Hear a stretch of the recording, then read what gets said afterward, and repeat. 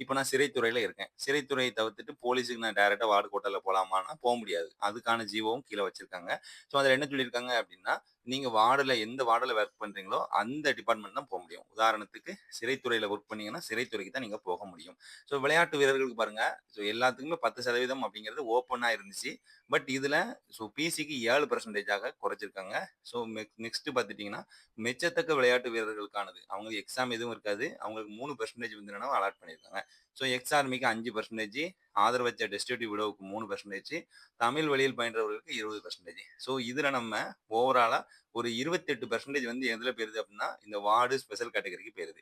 மீதி இருக்கக்கூடிய 72% of the vacancy தான் நம்ம என்ன செய்ய போறோம், ஓவராலா எல்லாரும் போட்டி போட போறோம். அப்ப இந்த எக்ஸாமினேஷன் பல வருடங்கள் கழித்து நடக்க போகுது. அப்படிங்கும்பொழுது எந்த அளவு காம்படிஷன் இருக்கும் அப்படிங்கிறத நல்லா மனசுல வச்சுட்டு படிக்க ஆரம்பிங்க.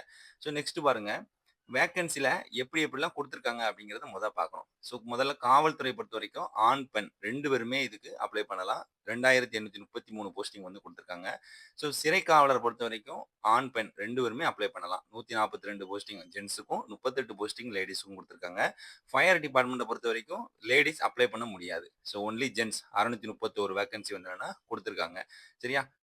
ஸோ இதுல எந்த டிபார்ட்மென்ட்க்கு நம்ம பிரிஃபரன்ஸ் குடுக்குறது அப்படிங்கிறத நான் அடுத்து தெளிவா ஒவ்வொரு டிபார்ட்மென்ட்லயும் எப்படி இருக்கும் அப்படிங்கிறத